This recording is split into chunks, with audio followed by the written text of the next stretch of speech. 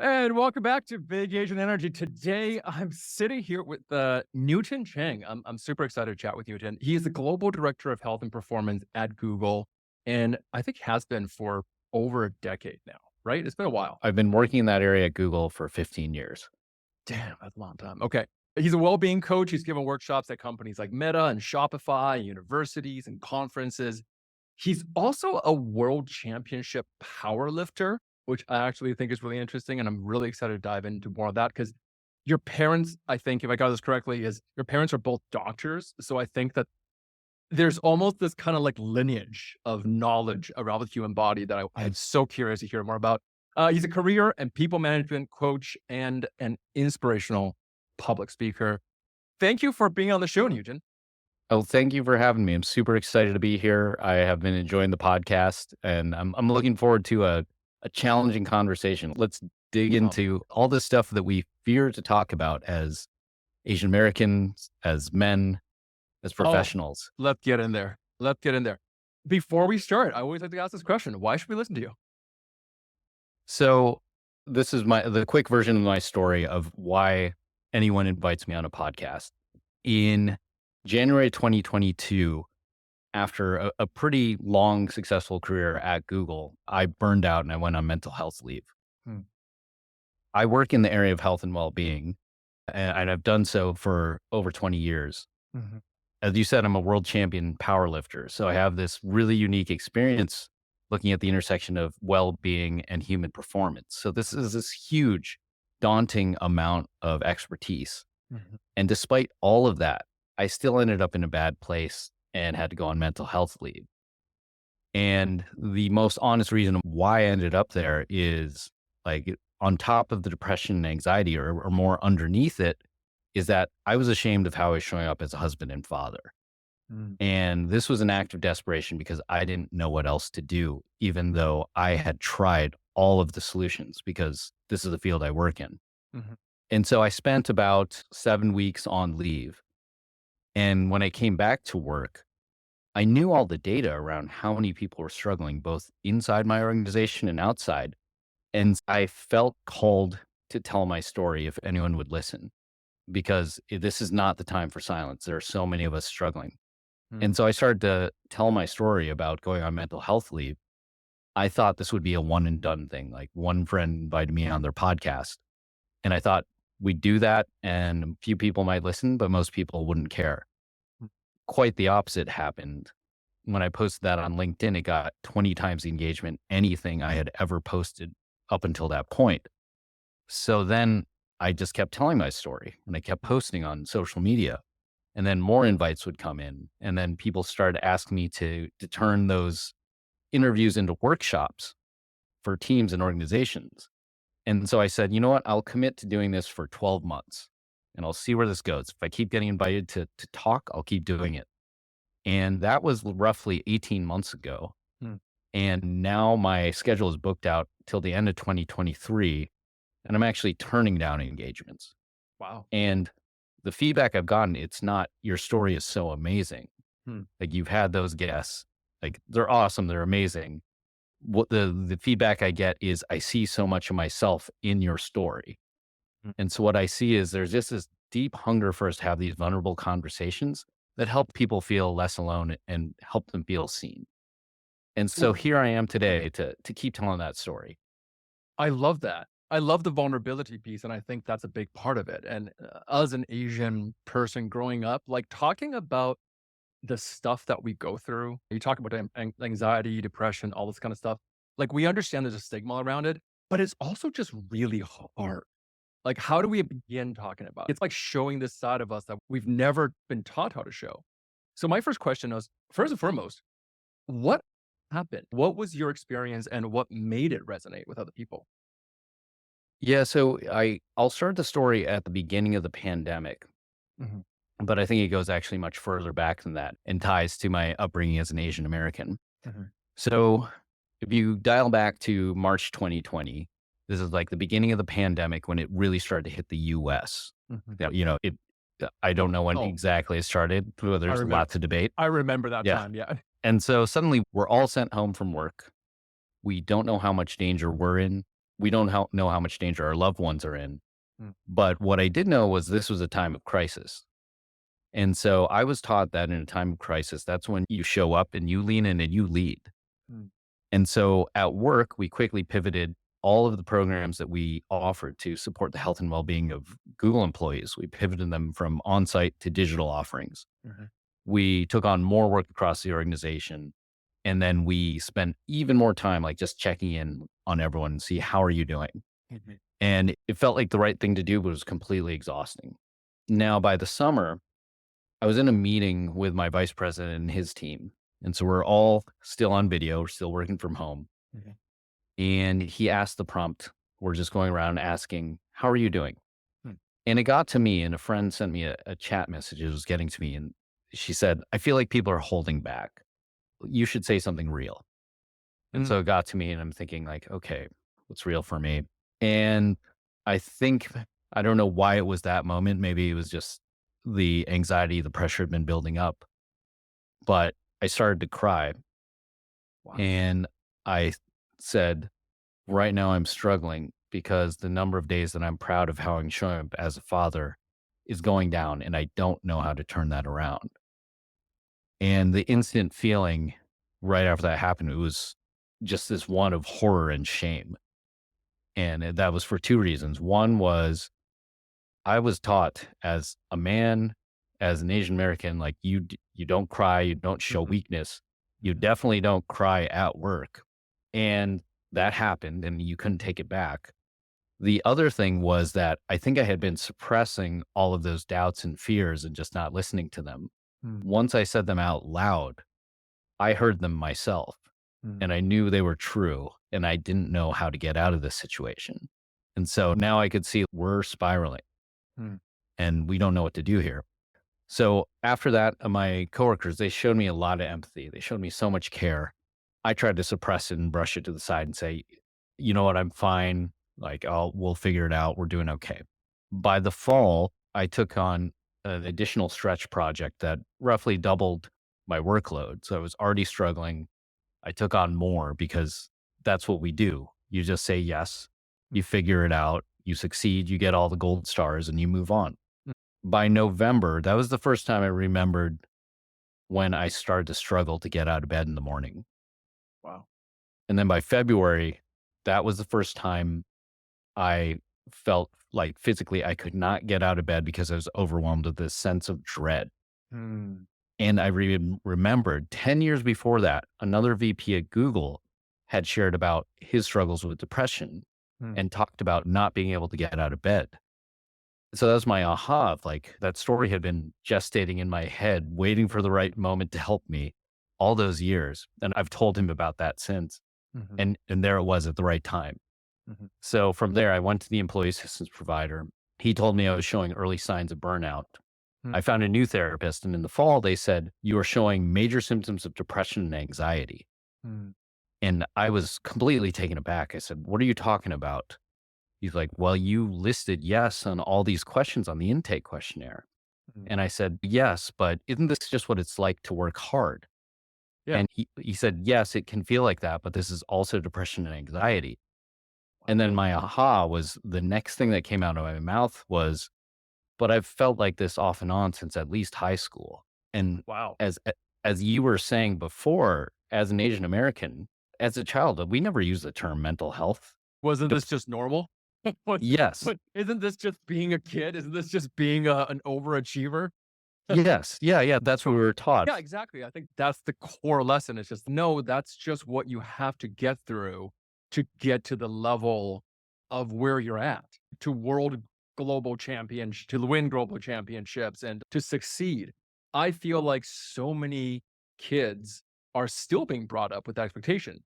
That's still the feeling of that's just grit. That's just life. Totally. Totally. Now that I have daughters, like that reflex is in me and I have to suppress it and say, no, no, no, you know where that got you. Do you Mm, really want to pass that on? And mhm, so I think the very explicit ways of how I might pass that on or the ways I might push them, mhm, I'm able to catch myself. mm, What I'm really afraid of is all the shadowy or implicit ways that this probably, these nagging urges to push and Mhm, to say we must achieve, like how they might show up mhm, in me as a father where I'm not consciously aware of them. And so mhm, that's why I continue to go into therapy and doing the work. mhm.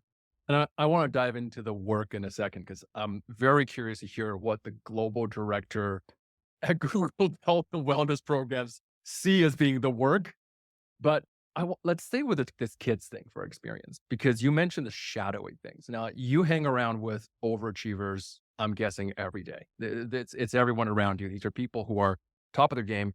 What do you see come up the most often? What are the most common signs? Yeah. It's kind of interesting because here I am, Berkeley MBA, world champion powerlifter, Yeah, former electrical engineer, graduated with honors. yeah. I'm like at best Thanks for making my mom feel jealous. By the way, I, this is going to come out, and she's going to look at me. You know this, right? She's going to be like, "He went to Berkeley and worked at Google." No, I'm just joking. That's yes, Berkeley, it's like the mecca for Asian academic yeah, achievement. And you arrive at a Google and you yeah. look at your resume and you're like, oh, I'm a solid B minus here, maybe. Oh It's god. crazy. Like, the Like imposter syndrome must be high off the charts. I remember one day back when I was an electrical engineer, there was a specific coding language that I used for all the tools I developed. Mhm, And then I was at Google and I was just crazy shocked at the level of especially technical talent that was there. mhm. And then I just decided one day, I'm like, I wonder if the guy who invented the language that I was using as an engineer works here. And he did. Like he was What? a senior software engineer there just hanging Right. out, building stuff at Google. I'm like, this is the guy who built the tool that enabled me to have a successful engineering career. And he's down the hall. And It's you're a insane. peer, right? I think that's the thing is that you're a peer, like, you're amongst them now. Yeah, So we're all just that's just normal there. yeah, exactly. First and foremost, is it possible to be to get to this level without going through burnout? Because I think that's always the thing is that in my mind, I'm like, yeah, but that's just the price you pay to play at that level, isn't it? Do you have to get there and then burn out and then you come back and feel better about yourself? I think I'll say there's two broad categories. This is my hypothesis. I haven't done deep research on this. It's more like by inspection. And there's Mhm, probably many more than two categories. Like mhm. I would say never try to classify broad populations into two categories, but I'm going to do it. Let's do it. So I'll say there's the category like me Sure. where I think I was trained, not in a unloving way. It was like my upbringing was so loving, but whether it was cultural or other pressures that I picked up along the way, I Mm, have this narrative inside me that is really afraid to examine what would happen if I stopped achieving. What would I say about myself? What would others say about me? mm, And if I look at it logically, I could say nothing. Like financially, you'll figure it out. You've saved, sure. you'll be fine. Yeah. There's something like that makes me deeply afraid to look at that question. Mm, And so that can show up in macro ways where I must seek things like a career at Google. It can show up in micro ways like at work, I must say yes to this opportunity, or I must do mm, 20% more than I think is expected, just in mm. case. Just And I just know, just in case yes, what? I don't know. It's But like, it's like an incomplete question in the head. It's just in case something goes wrong, that the world ends, yeah. right? So I was doing a training and I just started calling it the monster Oh, because interesting. there's this looming monster where it's like, what happens if? Mm, And the monster's there, but then, when it drives me to things like anxiety and fear and just being terse and tense in my mm, worst moments. And then I become the monster because then I show up with my kids as such. mhm, And so that's one segment. And as I've talked to friends at the company, I was actually doing a workshop with an Asian American ERG, mhm. and I gave the Right. analogy of And the monster. ERG, for those who are unfamiliar, is Employee Resource Group. It's like a Y- subgroup inside a company, right? yes, yes. Okay, Sorry about just that. want to check. No, no, no problem. Just in case people aren't familiar with that. Mhm. And so just started describing the monster and the feeling of the monster. And then the number of nods I got in the room, it was both comforting. I'm like, I know Mm, I'm not alone, but then it was troubling to show, wait, we're all afraid of the monster. wow. So you're saying you've noticed this more, maybe more prominently. I'm sure the monster is in some variation in every single group, but you've seen this more prominently or almost universally from Asian American employees that, or people you've worked with. So heavily from Asian American families, a lot from immigrants. I'd say less so from, I'd say other segments. Hmm. Like I'd say there's plenty of anxiety and depression to go around, unfortunately. But this underlying Right. engine of the achievement monster Hmm. is, if I speak to a more general group, some people feel it, some people don't. Yeah. When I spoke to or speak to Asian American groups, Mhm. it's just universal nods throughout the room. Wow. And we're just gonna, I like to add disclaimer so we can then just use a simple language. Obviously, these things can affect everyone at the same time. And obviously, you can be Asian without ever experiencing any of these things. All of that disclaimers is all aside. Let's just talk more generally. Why? Why are we? You're saying you were brought up with a lot of love in the family, which sounds different from like the tiger mom, tiger dad, tiger parenting, or just strict Asian parenting that we've heard of in stereotypes. Where did this monster come from? Why do we have it as Asian Americans? I'll say that there's a few things that I'll pick up. I'll just call it as signals or things that I was taught that were probably emblematic of, like, there's a deeper undercurrent that informs like a broader cultural trend that might be common to all of us.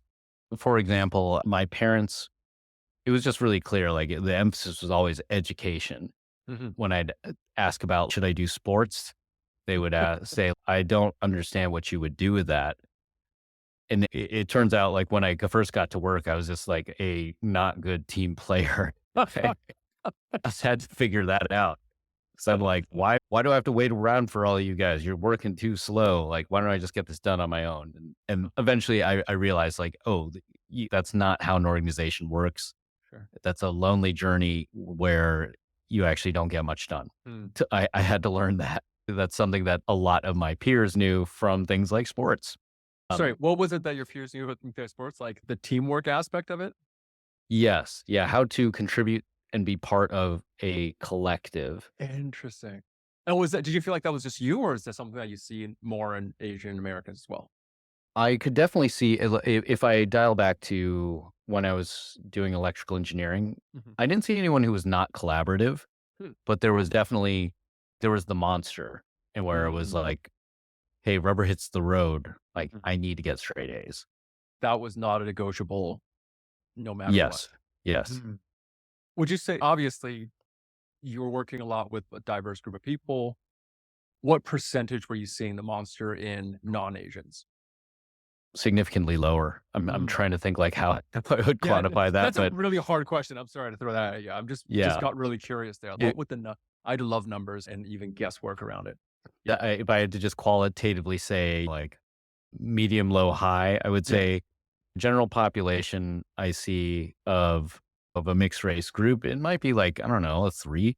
Yeah. If I go into a system like a high performing tech company, Yeah. average might jump to a 6. And Mm. then if I take a close look at an Asian American population, it goes to 12, Oh, 12 out of 10 maybe, where I thought I was a 10, and then I find people, I'm like, "Whoa, like, yeah. now you got a monster." Like, "Okay." Wow. I could definitely see that. Yeah, it's a couple of people in the group are just carrying more than one. This is, I love this languaging around the monster. How would you describe this monster? If we had to give it a list of descriptions. I think it feeds on things like self-doubt, Mm. feelings of lack of self-worth. Mm.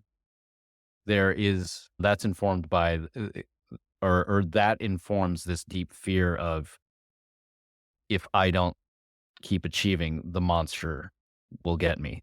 What else would I say? I don't see the monster turn into, like, people stepping over each other. And Interesting. maybe that's more specific to, like, I've been fortunate to be in really positive cultures like the one at Google. Mhm. I think the monster, it drives a lot of loneliness. Mm. like it creates this illusion around you that you feel like you're the only one who is running from the monster and everyone else has it figured out and is happy and high achieving. That's a tough feeling to be in, a sense of isolation Yes. and being like, I'm the only one battling this, but not realizing that everyone's, at least everyone who is in the Asian American population was carrying something like this. How did you confront the monster? So I came to this realization probably about a month ago where people have been patting me on the back a lot for telling my story and saying, that's very brave. It's very Yeah. courageous. Yeah. And it was, I'm very grateful for all the support. It helps me keep going. Hmm. There was something that was made me uncomfortable about it, not just Hmm. because I don't take compliments well, because I discount them. That's a problem. I think that's something the monster is good at fending off compliments. But deeper than that, it was having to examine, like, what do they mean by courage? What am I actually feeling? And on the one hand, if I think about a symbol of courage, like a very superficial one, Mhm. I think of like Captain America from the Avengers, where he is so steadfast. Yeah. It's like he's staring down Thanos with his broken shield and he's still coming because it's the right thing to do for America or whatever Mhm. informs his values. Mhm. That's not what I felt. It Mm. was the monster drove me with fear and anxiety. And what drove me to do something different was fear of hurting my family. And that outgrew fear of the monster. Okay. What do you mean by that? When I said I was ashamed of how I was showing up as a husband and father, Right. it hit this tipping point where I said, I am willing to put everything career on the career side at risk because I'm not willing to put my family at more risk and continue to not show up as the husband and father that I think they deserve. What is it that you see as this is the man or the husband or the father that they deserve? And how were you showing up instead? What was the monster's version of that? Yeah. So to be fair, and I think this is where my story stays relatable, Hmm. I didn't go off the deep end.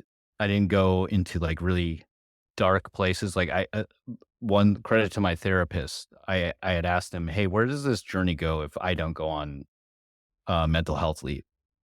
And he said, when I recommend to people they go on mental health leave, honestly, only about for people who are high performing professionals like you, maybe only 20% actually do it. Hmm. But then he said, if they do it, they're out maybe 6 to 8 weeks. And it varies, but that's what he generally sees. He said, for those who don't do it when he suggests it, down the road, they often end up on leave for 6 to 12 months or longer. Hmm. And so he didn't go into the details, but Hmm. you start thinking through, why are you out for 6 to 12 months? And you probably end up in the areas like substance abuse, self Right. harm. You've Yeah. destroyed your marriage. You've destroyed your household. Right. And that's where I saw that. And I said, oh, that's the road I'm on. Wow. And we're not, I don't think I'm close to that. I'm still communicating openly with my wife. Like Mhm. my daughter still loves me. I still love her, Mhm. but the trend is going in the wrong direction. So I don't know how bad this gets in 3, 6, or 12 months if I stay on this road. Mm. Wow. When you were at that kind of pivotal point, was there anything that I'm sure looking at your family, it sounds was the big reason and motivator to make that change. I think my question here is how would somebody else who's fighting the monster, whether or not they're aware of it or not, come to that point and go, oh shit, that's me. And what do I do? I think that's a big question. Yeah, we talk about therapy and that's super important. But even recognizing that one, okay, there's a checklist here, whatever it is, burns, depression checklist or whatever checklist of, okay, I'm hitting a lot of these I thought were normal, but it's actually not normal. And then what's the point where you go, okay, I need to be, because that's a scary thing to do, to take time off. Because Yes. that's not just, I might lose my job. That's, Hmm. I might lose my identity. There's something really deep underneath this. So What was that Yes. pivotal point for you to go, okay, I hear you. That's me for me pressing that button. So for me, the pivotal moment was when I had that conversation with my therapist, and he Oh, laid wow. out that path. Like this is And so working. from there, now I went into tactical planning to say, okay, I think I do need to do this. Can you Mhm. talk me through how should I approach this conversation? And so first I talked with my boss, and this is where as a trained corporate stiff, like I know how to make a business proposal. So I the way I communicated it to him was I told him exactly here's in the short term if I go on leave. Yeah. First I just had to say I've been struggling. I've been going to a therapist. Mhm. He's recommending I go on mental health leave. Mhm. If I go sooner, Mm. I'll likely be out this long. If I wait, what he often sees is he's out this long. So the responsible thing in my mind is to go out now. I'm It's doing like, this for your good, guys. I'm doing it for the company. yes, I'm de-risking this scenario. And, Wow. and to be fair, he's not like a cold-blooded business person. He's a very warm, supportive guy. Yeah.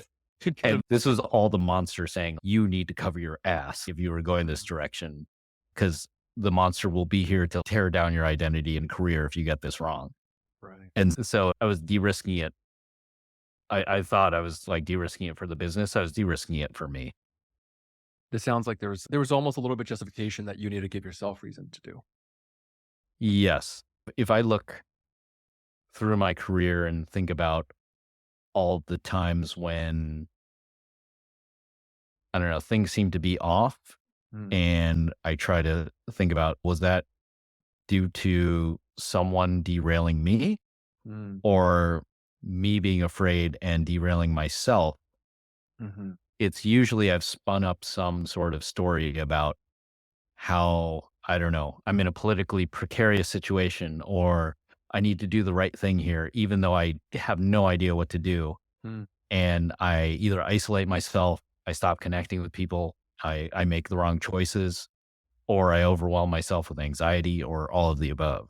Mm. I remember one of my teachers, he who was in the space of healing as well. He would always say that the biggest killer of men is isolation because we just take on these stories, we take on these blames, and we take on these expectations for ourselves that nobody else necessarily was having of us. And it becomes this deep, dark island that we go on to. Yes. I think it's especially isolating for men because of the way we judge ourselves and each other. That's one thing. Yeah.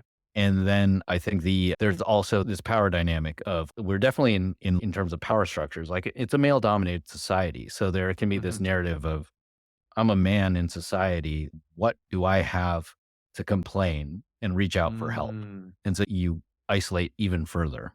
Yeah. Yeah. And I think especially because I think self-sacrifice, part of the story, growing up as an Asian American, like that was always part of the story that like our culture values the idea of sacrifice. Like I think about my dad and the word that comes up for me is sacrifice. Like that guy Hmm. sacrificed his life, his happiness, his friends and family back at home to immigrate. He sacrificed so much. And I've never noticed this until quite recently, but I had to look at that word, even that idea of sacrifice as a guy or really anyone. But there's this expectation that if my parents sacrificed to give me all this advantage, then it's my responsibility to therefore repay them through sacrifice. Yes. So I have to sacrifice more for my family, the next generation. It continues to cycle endlessly. Yeah, let me tell you, I'll tell you, like, there's a particular trope I see in Japanese manga and anime that I find hilarious that represents that, and then I'll go to the way I'm trying to reframe that self-sacrifice cycle Sure. is so the trope I see, if you watch Japanese anime, Hmm. there'll be this trope emotional scene that gets played over and over where one of the characters who is positioned as they have the heart of gold, Mm, they are always there for others. They are mm, so caring. They start telling their story, and the entire time they have a joyful smile on their face. They're telling in this light tone. And then you see tears start running out of the corner of their eye. mm. And at the first time you see it, you're like, oh my gosh. And then after you've watched 10 animes, you're like, really? You're all holding this in? This is a societal problem, guys. Like you can't run your society like this. Like to the point where like you can just rinse and repeat this and it's going to resonate with people because so Right. many people are feeling this. Yeah. Like we don't see a problem here, do we? That's Good bad. point. And what is that they're usually confessing when they got the smile? And what's the story they're telling?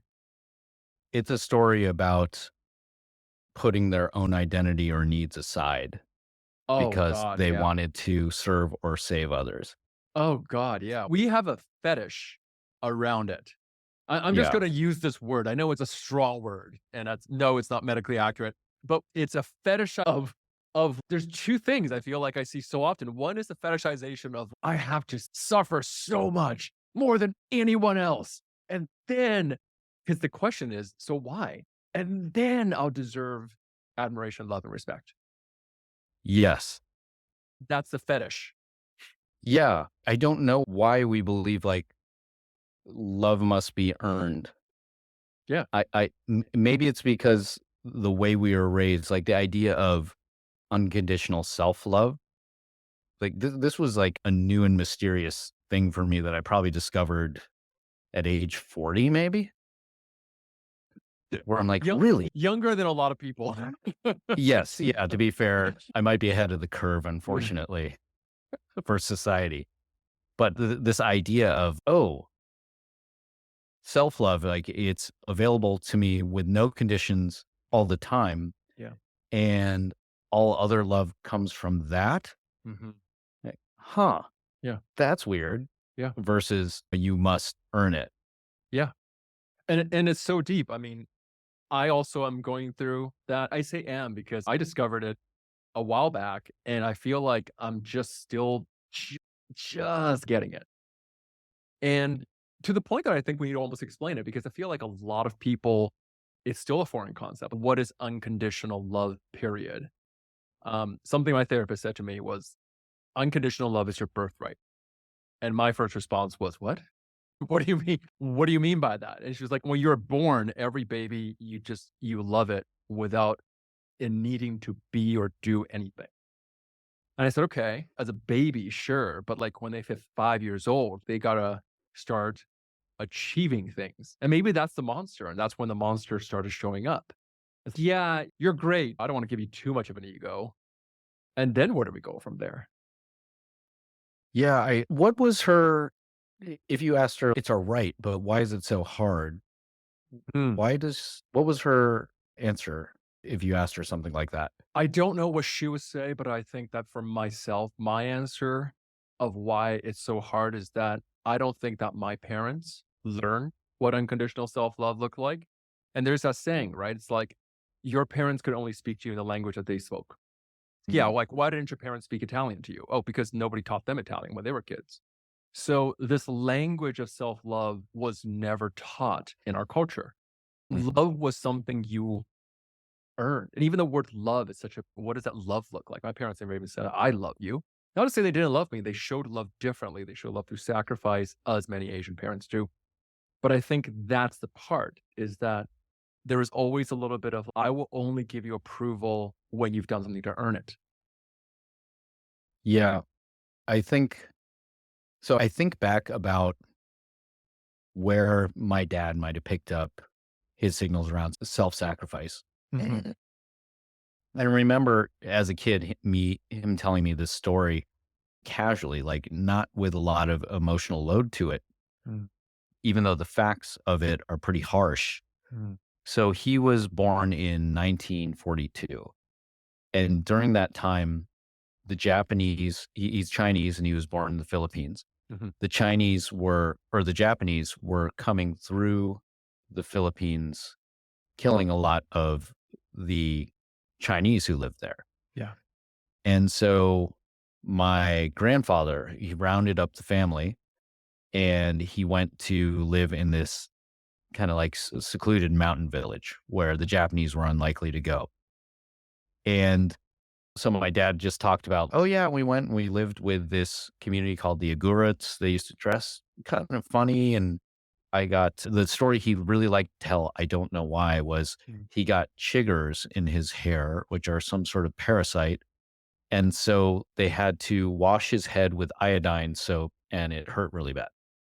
And so that was the story he really emphasized. And what I remembered as a kid, up until some point, I started to think about the first part of the story and say, wait a minute, you had to move the family because of genocide? Holy crap. Yeah. Oh And my god. you glossed over that, Dad. Yeah. And so Oh if I my think about, god. would you install like deep, deep values around self-sacrifice? If that was your context, like you absolutely would, because Yeah. it is literally a survival skill. Yeah. Now, if I fast forward to the next generation, so his sacrifice was he left his family, he left his community, Mhm. he came to the US to find a better life Mhm. and to start a family and in a place that would provide opportunities for all of us. And that was a big sacrifice. Mhm. For so many years, he talked about he wanted to go back to the Philippines and reconnect with his family and eventually spend the rest of his life there. Mhm. And so I think the challenge I offer as I talk to Asian Americans is to say, what values we talk a lot about intergenerational trauma. Mhm. I can also talk about intergenerational gifts. What values do you really think your parents wanted to gift to you? Mm. Did they really want to give you the ones that are now resulting in mental health stigma, for example? Like that was never the intent. Right. It was always so that we could build a better life for the next generation. Mhm. So what brave, amazing thing does the next generation need us to sacrifice? And that might be us facing down the monster, piercing Wow. through stigma and saying, you're not going to grow up in a place where it's going to be hard for you to talk about struggles with mental health Mhm. because we're going to pierce that one. And by the time you grow up, you're going to be able to talk openly about that. You're going to be able Mhm. to support one another. Mhm. You're going to have access to care if you get to that point. Mm. I feel like that's what we're being called to sacrifice and say, yeah, do the scary thing. Do Mhm. some things that might feel like the system's not going to reward you in the conventional way around your career. But Mhm. this is what the next generation needs. So, what kind of leader, what kind of elder do you want to be in this time? Mhm. I love that. Damn, that is well stated. It's so true. The gifts that we get to pass on is gonna be different than the ones that we received in the previous generation. So, you've in some ways, it sounds like tamed the monster, right? Or at least made friends with the monster.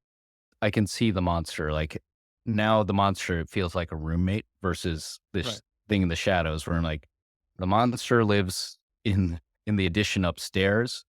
Sometimes the monster gets noisy and I have to be like, cool it. I'm the boss of this house still. I know what you're doing. And sometimes the monster still gets me, but then eventually it'd be like, get back in your Yeah. room. Shut up. Yeah. Yeah. Yes. And the monster is it's like the inner critic, that achiever, that expectation that I always have to do more, be more, and create more. Now that you bring it back, you're leading these workshops at Google and all these companies. What do you tell people about it? So this will be, this framework I've been offering for the last few months and I found is Mm, very effective. I again got this one from my therapist. nice. It doesn't directly reference the monster, but I think it really directly references really strong software that many of us Asian Americans and many high achievers have. Mm, And so one day I was ranting to my therapist about my boss, my previous boss. I just went through a reorg. So if previous boss, if you're listening, I think I've told you the story. We're still friends, but we all rant about our bosses, and I know you'll yeah. forgive me. So I'm ranting about my boss, and my therapist just stops me and says, "So I know your relationship with things like academic achievement. Mhm. Are you still trying to get straight A's?" Mm, And we're on video chat, so I could see my own thumbnail, and I saw my face like it went sour, like it was like eating a lemon, and that was yeah. my clear signal. Okay, Yeah. yep, you You hit it caught right on the spot. it. And so the next thing I thought he was going to say was, you don't need to do that anymore. But that's not what he said. He actually said, you know what? It's okay if you want to get straight A's still. But at this point in your life, you get to determine what's on the report card and you get to determine the grade. And that was my aha of, oh, okay. I am just trained to over index on the signals, like whatever the rewards or achievement or milestones are that the system around me offers me. Mm, And I probably am under indexing on thinking about what do I actually want on my report card. And sometimes what that means is you might choose the things that might not be the fastest path to your promotion, mm, to a higher paycheck, to more prestige or medals or things like that. mhm, But it, I think not determining what's on my report card and letting someone else determine what's on there is was a huge contributor to my mental health struggles, if not the entire underlying reason for it. And so I offer that a lot, especially to high achievers and Asian Americans as a framework, because we all came up through that school system. We all chased A's, mm, and it cuts to the heart of the matter really fast. mm. So we're that reflex of I need to do more and I need to create more, I need to achieve more, that over performance. It's a hard habit to break. And it may not need to be necessarily be treated as a problem to be broken, but we need to be very clear on now what are we trying to achieve with it, it sounds like. Being clear on it sounds like values actually, isn't it?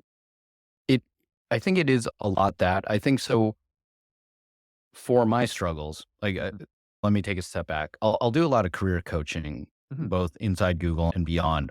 mhm. A lot of the time, people will come to me with the very direct question of, how do I get promoted? Sure. And then I will ask them, why do you want to get promoted? And they find that question very confusing. And they say, well, because I want to grow in my career. I want And then I money. say, and if they say I want money, like I'm like, great, but let's brainstorm on how to get you money. Like promotion's one way, we could do many things. Interesting. But then they also say, what they generally say is, I want to grow in my career.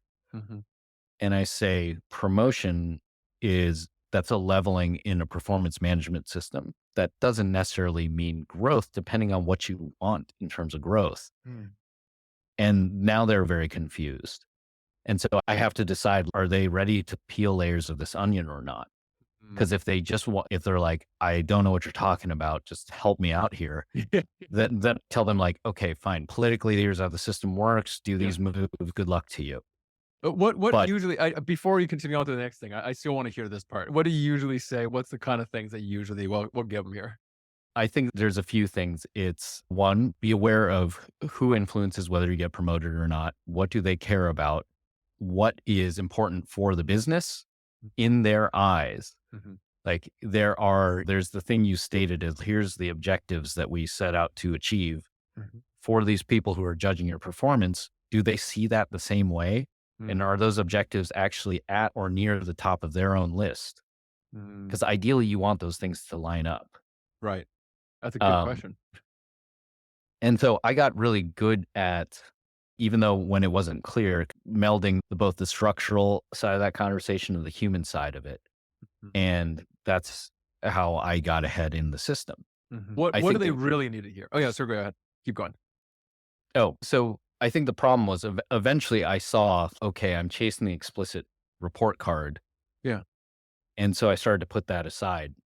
Mm, The last layer of the report card that I think ended with me ranting to my therapist about my boss, despite saying I'm very mission aligned in my career. I'm chasing external rewards. The last one, which I think is deep in the software that many of us have in our heads, is I need to please authority. oh, mm, If my boss says something, I must please my boss. right.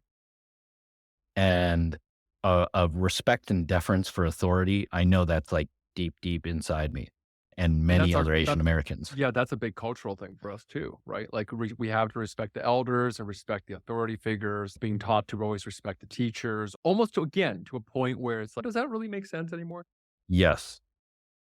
Yeah. So that's probably the last layer that I'm really trying to stare down now. Interesting. So you're saying is that mindset perhaps isn't serving our true needs.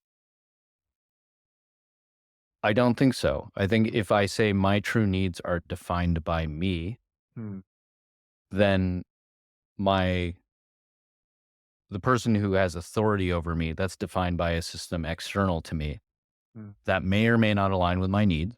Like parts of it do, parts of it don't. What I want to say, they're a part of that system. Like they're a real human and we have a relationship, but they are playing a role in that system, as are you. And so there's all of these systems interacting mm, and parts of them align, parts of them don't. And so it's incumbent on all of us to get really clear on what's on your report card mm, and how does that inform, like, not just what you choose to do, but how you choose to interact with the system, whether that's people or structures. mm. That's very powerful. When we are trying to pick our own report card, because I think I understand what you're saying, but I could also see a version of myself, especially in the past, when I hear that to go, wouldn't my report card be the same report card as it always was? Wouldn't that be money, promotions, and get a Lambo, mansion in the hills, right? What does that mean? Because I think that's the part that's hard. It is when we get asked, "No, what do you want?" And we go, "I want $30 million in a Lambo." And no, what do you really want? Like, why do you want that? How do we flesh that question out? So I think there's a few things. Like one, I really like the Japanese concept of ikigai. Oh, love it. Yeah, that's the alignment of what the world will pay you for, what you're Mhm, good at, and like how you want to serve the world. mhm, I think that's one way of looking at it. It's nice and clean. What I mhm, found is people can start to get, well, two things. They get a little rational about it, mm, maybe hyper rational about it, where they try to conform themselves to something that can deliver like some specific business value to the world that also does good. And I'm like, that's right. it. Yeah, But you're a real person with emotions and needs that are hard to articulate. right. So the thing I like to pair that with is I heard this from, there's an entrepreneur, Derek Sivers. Do you remember this site called CD Baby?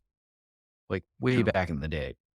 So they were the largest online independent seller of CDs in the US. And they went the way of CDs, but Yeah. the guy Are they who's still around? Yeah. It's still probably not. I don't know what became of them, but the entrepreneur who started them, Derek Sivers, he has this saying that if it's not a hell yes, it's a hell no. I love it.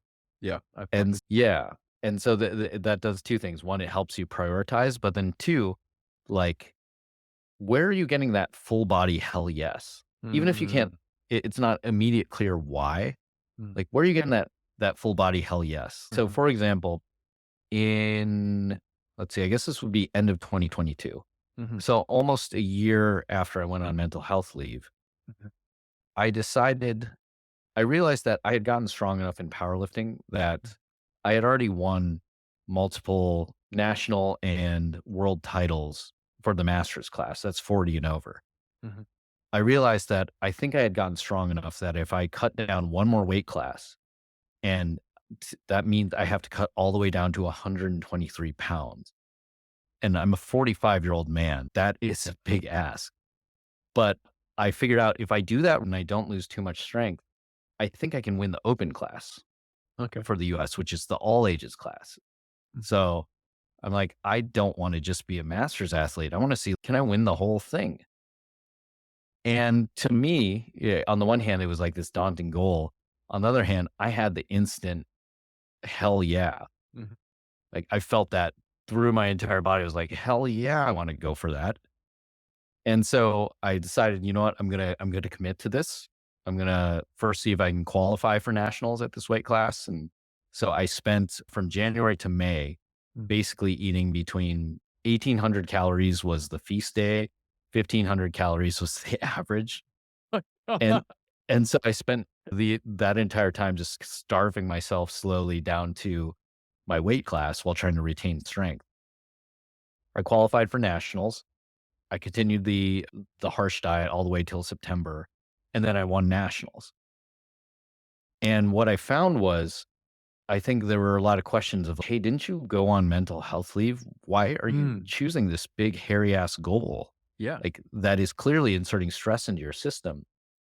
And I think it was two things. This was the aha I came out with was, you know what? So much of the messaging around coming back from burnout and taking care of your mental health, it's very oriented around slow down, create Mm, space. It's very leisure oriented. mhm, And there is definitely a time and place for that.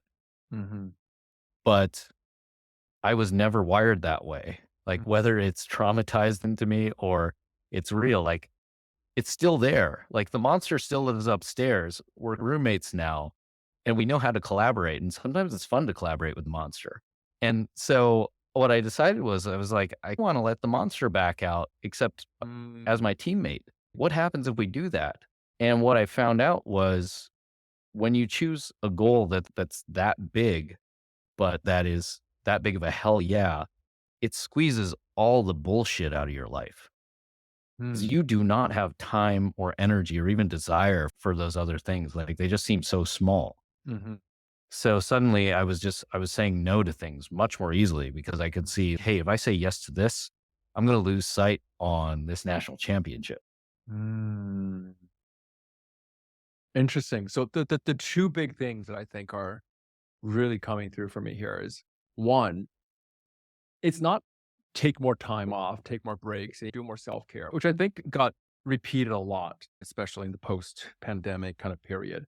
There's a word that you used, I remember when we first chatted a while back about I can't remember what it was. It was like it was about all the people who kept repeating, like, "Oh, you're gonna have." Oh, the compassionati. That's it. I'm gonna let you explain it because you deserve credit for that. So who are the compassionati?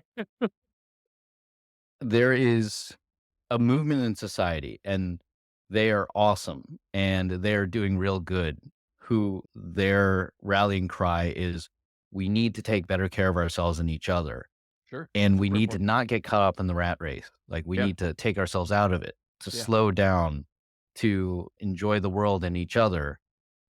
And I totally agree with all of that, but I don't want to let the monster run too. That's And interesting. so I actually posted once on LinkedIn where I posted about this concept of, hey, why did you chase this big title? Mm, And what I said was committing to this big goal and saying, I'm going to chase it with all the energy and passion I can. To me, that is a radical act of self love.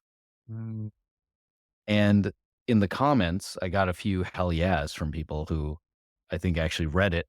And then I got a shocking number of comments where they said, we agree, you need to take a step back and take care of yourself. And I'm like, you either did not read this or you read it, but you were so determined to see what you wanted to see that The you, filter you off. were- it was shocking. And shame on me for expecting social media to lead to more diligent conversation.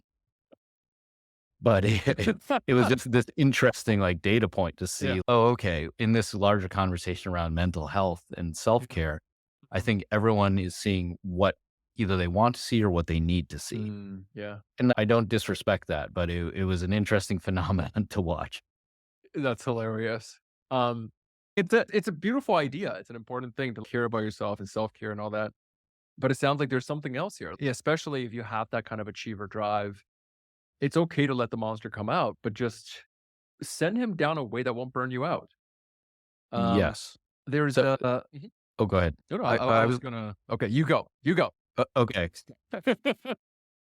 Are you familiar with a field called internal family systems? Yeah, yeah, love Okay. IFS, yeah.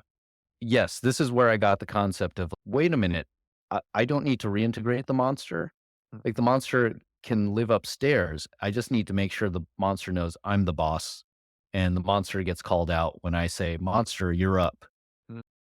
That pattern that can come into it is okay as long as we're channeling towards it. I completely agree with you. And by the way, I love IFS as a, or any kind of parts work. I actually just interviewed the Yellow Chair Collective. They're like an Asian American mental health therapist group. Shout out. They have Oh, a book coming interesting. out and their episode's coming out in January.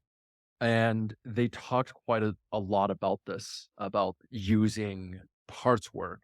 And that we have this idea that we can like, we should just banish the inner critic and banish this voice in our head.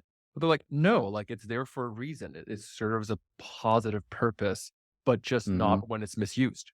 Not because Yes. it's always going, oh my God, like we got to work harder. We got to do things. Like the monster is trying to protect us, but it just doesn't know that we don't need protection right now, not from the things that it thinks it does. So that's beautiful. I love that. That the idea of finding the things that you value, using the Ikigai system and directing that towards the things that re-energizes you. Rather, Yes. mm, Yeah. I think where I've finally landed now is like the most simple way I can articulate that is the difference between how much are you running from things and how much are you running towards things. mm, And so when I am trying to get A's on someone else's report card, the reason it feels so anxious is because I know in my heart of hearts, those things are not on my report card, but I got to do them to get the A's. mm, And so I'm doing them, but there's part of me that's growing increasingly resentful right. towards both what's outside me and what towards myself Mhm, because I'm like forcing myself to go get those A's. mm, right. And what I did when I decided, you know what, we're going for that national championship, I said, I'm going to run towards that. Mm, And that changed everything for me. because it was a hell yes for you. It was a hell yes. Mm. What about for people who are going through work stuff and it's a hell no, but I got to do the work. I can't not show up. I mean, Yeah. is there a way that the system can still work in that situation so we don't hit burnout? Yeah. I think I think it's important to call out the privilege I have. Like I'm more senior in my career while I'm going through this. And what that results in is I have more political points built up. I Mm, have my reputation established. I have financial savings.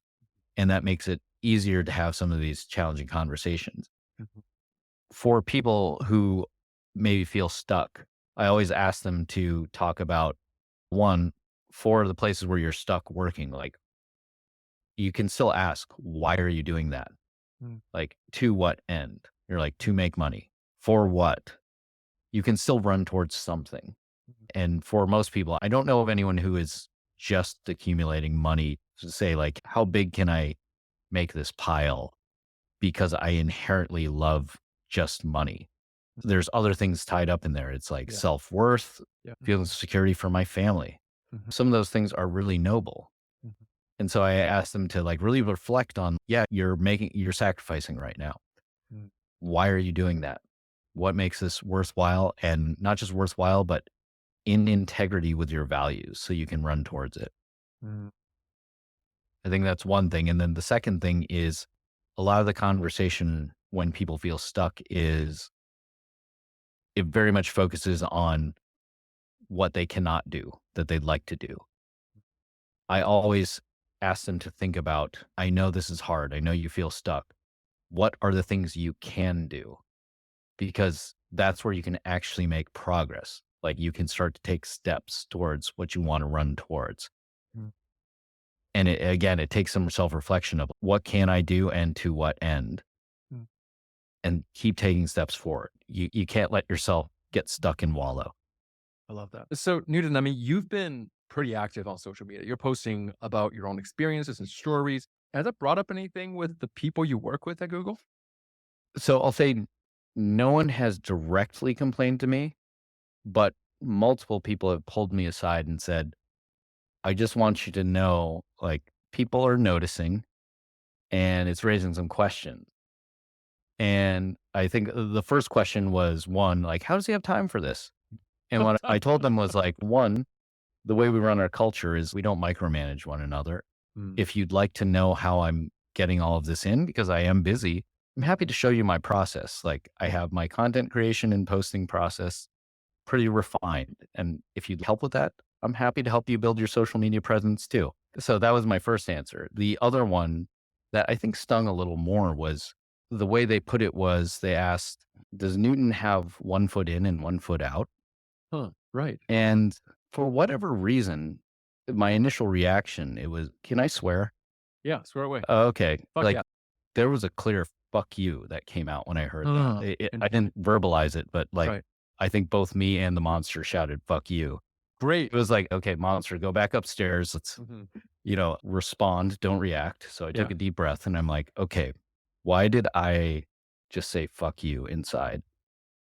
And what I realized was I answered the person and said, you know what? If that comes up again, tell them I absolutely do have 1 foot in and 1 foot out.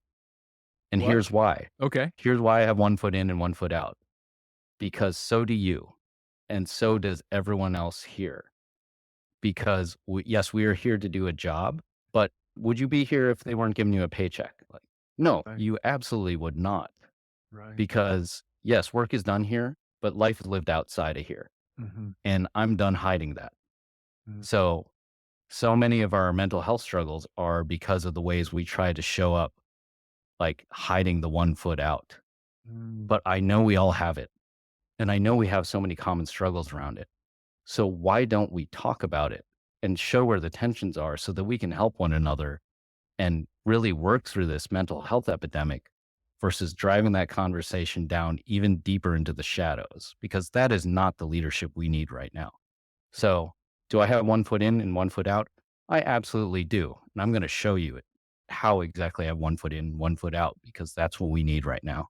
That's a mic drop moment. But I love the sentiment because it's so true. Like, why don't we just be honest about the fact that we have a system that can prioritize work to the point that it's no longer benefiting everyone? And that's not sustainable. And that's not sustainable for the business or the companies. And if we're actually much more honest about it, we could actually create something really powerful as a result. Absolutely. Like I think our fear of our own monsters are what are preventing us from having a much more open conversation that could really transform the way we work and the way we take care of ourselves and each other. Mm, I love it. Thank you so much for sharing this. By the way, Newton, I just want to say I really appreciate your. I'm sure you're probably a little bit tired of hearing about how much everyone appreciates the vulnerability piece, but I think that it's not just vulnerability and honesty. I think it's the fact that there's a layer in which we're not just saying, "Oh, this is what I went through," and period, but it's like looking at the fact of it's like the way you integrated or brought in the monster and made it your friend and saying, "Okay, this experience happened. How can we now use it to our advantage? How can we now use it in Yes. service moving forward?" Yes. What How are we going to sacrifice for the next generation just like our parents did? That's it. What is next, for you and for people who wanna hear or learn more about you, where can they find you? So next for me, I'm going to continue my powerlifting journey. My goal is to I think one is to deadlift 600 pounds at a body weight of 123 pounds. I What? just hit I hit 562 a few weeks ago. So What? I think I'm done being modest. I am Yeah. shockingly strong. Dude, So we were talking about this, but you are jacked. We were having I an email am chain, and I was yes. saying you are jacked Asian energy. Go check Yes. out Newton's Instagram because it is nuts. It is absolutely insane. Yeah. Yeah. So I think on that, you can find me Yeah. on Instagram under the name Newton Cheng, same thing on LinkedIn. And then newtoncheng.com Mhm. gives an overview of what I do in terms of my talks and my workshops. Mhm. And so I do have a day job, so my availability is very low, but if I can make it work, I'm trying to get out there in front of more organizations and especially communities of Asian Americans where I have special resonance to have this Yeah. conversation over and over until more of us are Yeah. having this conversation because that's how change will happen. Oh, man. So true. Beautiful. Go check out Newton's website and his information. We're going to drop it in the notes below. I do want to hear one more thing, which is do you have a name for your workshop? Just so it's easier for people to remember? I think there's two things. One is called The Journey to Burnout and Back, Mm. where I just tell them like, okay, soup to nuts. This is what happened, what it looked like, and what I Mm. learned. And then the other one is I just call it Health and Performance. Beautiful. but I tailor that to your team. So I especially like working with mission driven teams. And I have a version called Health and Performance for Change Makers, where I've worked with especially groups in, say, the sustainability field.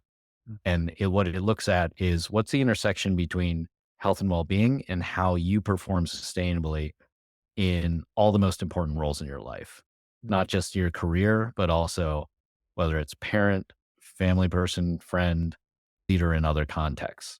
And what are the unique stresses and paths to either flourishing or burnout you might experience in that work? Beautiful. Thank you so much, Nugent. I so appreciate you. And check out his website and information. Appreciate you. Thank you. I appreciate you. Thank you for the opportunity. All right, I'll let you go because I'm watching the time, but we'll take it from there. And then afterwards, we'll keep in touch through email. Okay.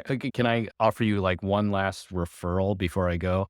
Please. Just Yeah, because we'll love, usually I will love to ask that question. Yeah. it was just sitting on here on my desk and I'm like, oh, I got to bring this up. So Oh, this please. Yeah. book, I don't know if you've heard of it, Unfinished No. Business. Unfinished. So this is by one of my colleagues who left Google, Amy Yip, who she's been very open about her own mental health struggles. And then she's gone on to become an executive coach, a mental fitness coach. Amazing. But what she did with this book was instead of griping about intergenerational trauma, she went and interviewed her parents on all the hard topics. Like, what was it like to raise me? What did you go through? Mm. And they talked about like everything from their perspective and her perspective. Wow. And I am just blown away because I'm like, you talked about all that stuff with your parents who Mm. before this, like they were the types who were like, oh, we don't hug. We don't say we love you. We don't talk about that stuff. But over the course of, I think, 2 years, she extracted all of it from them and wrote it up in a book. And then at their book launch party, I remember her sitting there with her parents and seeing her dad crying.